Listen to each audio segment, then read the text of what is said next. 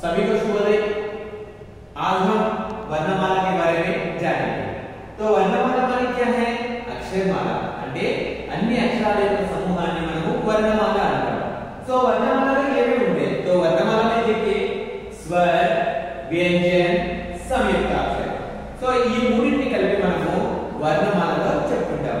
So మనము మొట్టమొదటిగా స్వరాక్షర గురించి తెలుసుకుందాం। तो स्वराक्षर అంటే ఏంటి? स्वराक्षर मानी स्वतंत्र अक्षर है। स्वतंत्र अक्षर అంటే इंडिपेंडेंट लेटर्स। तो बिना किसी अक्षर की सहायता से उच्चारित होने वाले अक्षरों को स्वराक्षर कहते हैं। అంటే ఏ అక్షరాల మీద కూడా ఆధారపడకుండా పలకబడే అక్షరాలను స్వరాక్షరాలు అంటారు। సో ఇక్కడ చూడండి స్వరాక్షరాలు ఏమేమివి? సో కాన్సంట్రేషన్ అన్న ఆ ఆ ఈ ఈ ఊ ఊ రి ఏ ఐ ఓ ఔ అం అహ। సో ప్రొనౌన్సియేషన్ అర్థమైంది కదా? సో ప్రతి ఒక్క అక్షరంలో కూడా పలికే విధానంలో వేరియేషన్ ఉంటుంది, డిఫరెన్సెస్ ఉంటుంది।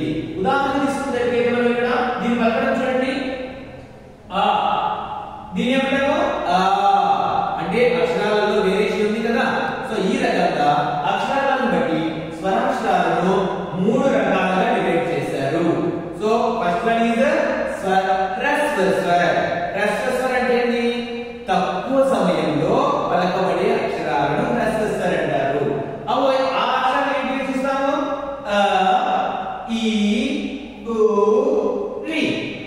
ఈ నాలుగు అక్షరాలను మనము హ్రస్వ స్వర అంటారు, ఎందుకంటే తక్కువ సమయంలో పలకబడతాయి। సో దీర్ఘ స్వర, దీర్ఘ స్వర అంటే ఏంటి? హ్రస్వ స్వర కంటే కొంచెం ఎక్కువ సమయాన్ని తీసుకుంటే దాన్ని దీర్ఘ స్వర అంటారు। ఉదాహరణకు ఆ ఈ ఊ ఈ మూడు అక్షరాలను మనము దీర్ఘ స్వర అని చెప్తాము। ఒకవేళ తర్వాత చూడండి ఇక్కడ మిగిలిన అక్షరాలు ఉన్నాయి కదా, వీటిని మనము సంయుక్త స్వర అంటారు। సంయుక్తం అంటే అర్థం ఏంటంటే రెండు అక్షరాల యొక్క కలయిక ద్వారా। ఇక్కడ కూడా చూడండి ప్రతి ఒక్క అక్షరం కూడా స్వరాక్షరమే ఉంటుంది। సో సంయుక్త అక్షరం ఏంటంటే నాన్న ఏ ఐ ఓ ఔ। సో ఏ ఎలా ఏర్పడింది? ఆ ఈ ఆ ఈ అనే అక్షరాల యొక్క కలయిక ద్వారా ఏ ఏర్పడింది। అలాగే ఐ ఎలా ఏర్పడింది? ఆ ఏ ఈ రెండు అక్షరాల యొక్క కలయిక ద్వారా ఏర్పడిందే ఐ, అందుకే దీన్ని మనం సంయుక్త అక్షరం అంటారు।